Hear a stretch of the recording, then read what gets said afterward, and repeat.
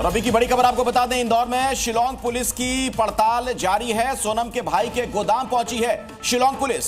Plywood गोदाम में Shillong police ने तलाशी भी ली है और सोनम के भाई गोविंद से भी शिलांग पुलिस ने पूछताछ की है। पूरे मामले पर सोनम के घर पहले पहुंच करके पुलिस पूरे घर वालों से पूछताछ करती नजर आई। फिर सोनम के भाई के गोडाउन पर भी पुलिस गई, वहां भी जांच पड़ताल की गई।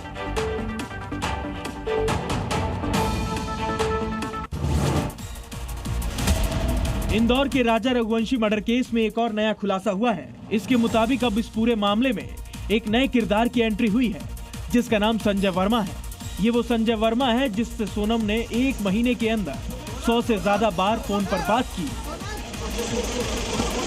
अब पुलिस के नए खुलासे के मुताबिक संजय वर्मा कोई और नहीं बल्कि सोनम का आशिक राज कुशवाहा ही है, जिसने सिम कार्ड और ट्रू कॉलर पर संजय वर्मा नाम का इस्तेमाल किया।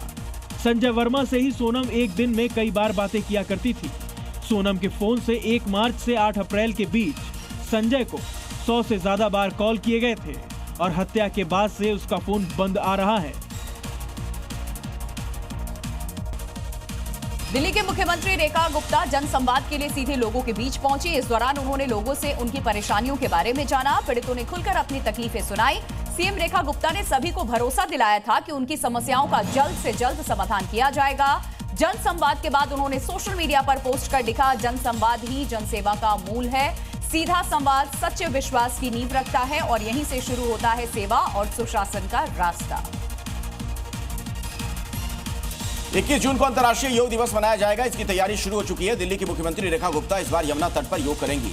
इसकी जानकारी उन्होंने खुद दी। रेखा गुप्ता ने बताया, पहली बार दिल्ली सरकार दिल्ली में 11 जगहों पर योग के बड़े बड़े आयोजन करने जा रही है। पिछले 10 सालों में सरकारों ने योग को महत्व नहीं दिया। उन्हें लगता था योग मतलब मोदी जी। आज पूरा विश्व योग दिवस को बड़े मन से मनाता है।